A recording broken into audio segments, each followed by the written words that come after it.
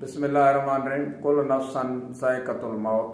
बेशक मौत जो मज़ो हर नफ्स खे चखणो आहे। दोस्तों, अॼु अव्हांखे हिकु अहम वाक़े बाबति ॿुधाईंदासीं। सभ खां पहिरीं अव्हां वीडियो इग्नोर करण खां पहिरीं मुकमिल ॾिसो ऐं थी सघे त हिन वीडियो ऐं हिन आवाज़ खे वधि खां वधि अॻिते शेयर कयो ताकी हिन मज़लूम ऐं मुतासिर ख़ानदान जी जेको आहे उहा मदद थी सघे। दोस्तों, 3 ॾींहं अॻु चुंडकोलग तालको नारो जी यूसी खांवर में हिकु अफ़सोसनाक हादसो पेश आयो आहे, जिते शहर बिरादरी जा माण्हू जेको नारा केनाल आहे उनजे परी तरफ़ वेठल जेका पंहिंजी बिरादरी जे माण्हुनि जी शादी में जेको आहे उहे शामिल थियण जे लाइ ॿेड़ी में सवार थी वञी रहिया हुआ, जंहिंजी ॿेड़ी नारा केनाल में कल्टी थी पई। नतीजे में उनमें सवार 11 माण्हू जेका आहिनि उहे ॿुॾी विया, जंहिंमां 5 माण्हू थॾे जेका आहिनि उहे पंहिंजे पाण तरी करे जेको आहे जान बचाए विया।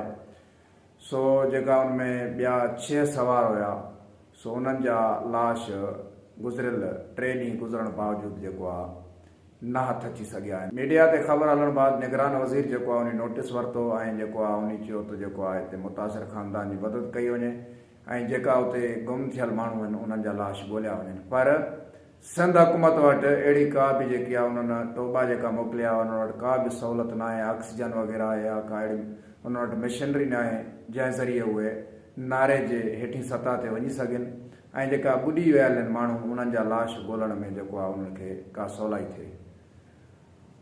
सो 3 ॾींहं गुज़रण बावजूदि हिन वक़्त ताईं अॻूणी उतां जा चूंडियल जेका कामोरा आहिनि उन्हनि मां को बि मुतासिर ख़ानदान वटि हिन वक़्त ताईं लड़ी नाहे पहुतो ऐं उन्हनि जे ॾुख में शरीक नाहे थियो। यकीनन हीउ अफ़सोसनाक वाक़ियो आहे। हीउ वाक़ियो जेको आहे उतां जे शहर बिरादरी आहे जेकी तालको नारो में जेका आहिनि वेठल आहिनि, सो उहे ॻोठ जमालदीन शहर जेको नारे जे ॿी साइड हुयो उनी साइड जेको आहे पंहिंजो ॿेड़ी ते सवार थी उन शादी में शामिल थियण जे लाइ वञी रहिया। ॿुधायो पियो वञे त जेका 5 माण्हू आहिनि उहे थॾे ते जेका आहिनि पंहिंजो तरी करे पाण जेको आहे पंहिंजी जान बचाइण में कामयाबु थी विया। जेका ॿिया 6 ॿुॾी फौत थियल आहिनि उनमें मासूम गुलनि जहिड़ा ॿारड़ा ऐं वॾी उमिरि जा माण्हू शामिल आहिनि, जंहिंमां हिकु मासूम ॿारड़े जो लाश जेको आहे 3 ॾींहं बाद उनजो हथु आयो आहे। बाक़ी जेका 5 लाश आहिनि उहे हिन वक़्त ताईं अञा ताईं वारसनि खे मिली न आहिनि सघा। उतां जा मक़ामी माण्हू टोबा मलाह बिरादरी सां तालुक़ रखंदड़ या जेकियूं ॿियूं बिरादरियूं उते राइश पज़ीर आहिनि, सो 100 माण्हू उते हिन वक़्तु नारे जे कप ते मौजूदु आहिनि, नारे जे किनारे ते मौजूदु आहिनि। सो उहे जेका आहिनि उन्हनि वटि अहिड़ी का फैसिलिटी कोन्हे, उन्हनि वटि का अहिड़ी सहूलियत न आहे जंहिं ज़रिए उहे नारे जे पाणी जे हेठि सतह ते वञनि ऐं उहे उन्हनि खे लाश जेको आहे ॻोल्हण में का सवलाई अची सघे।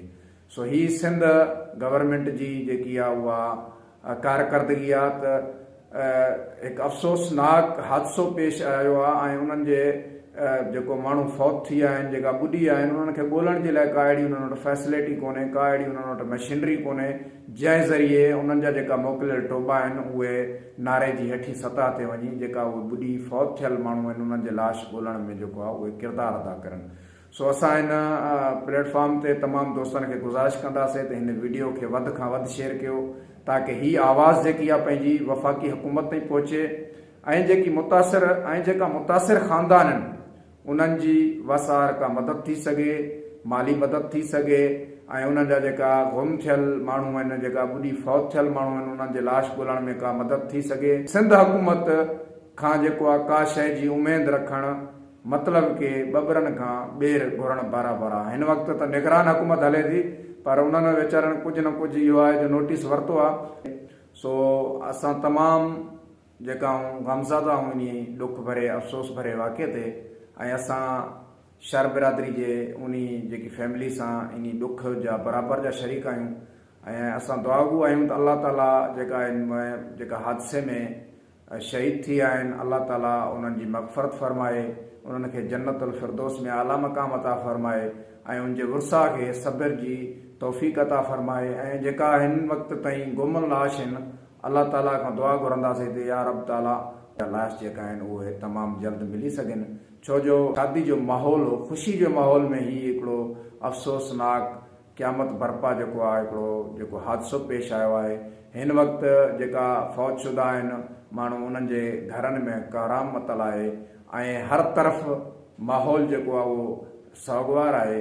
पर हिन वक़्त ताईं बि जेका आहिनि सिंध गवर्नमेंट या वफ़ाक़ी गवर्नमेंट जे तरफ़ां मुतासिर ख़ानदान जे लाइ का बि अहिड़ो ऐलान नाहे कयो हुयो। उन्हनि जी माली मदद हुजे या उन्हनि जा जेका फौत थियल माण्हू आहिनि उन्हनि जे लाश ॻोल्हण में जेको आहे किरदारु अदा करे सघे। यकीनन ही अफ़सोस भरी ख़बर आहे। अवां दोस्तनि सां जेका शेयर कयूं पिया त अवां दोस्तनि खे इहा 72 कलाक गुज़री आहिनि जेका उन्हनि जा लाश बि न आहिनि मिली सघिया। अवां दोस्तनि खे गुज़ारिश कंदासीं, तव्हां दोस्त दुआ कयो त रब ताला करे जेका गुम थियल ॿुॾी फौत थियल माण्हू आहिनि जंहिंजा लाश हिन वक़्त ताईं न आहिनि मिली सघिया, त उन्हनि जा लाश जल्दी मिली सघनि। वॾी महिरबानी आहे दोस्त।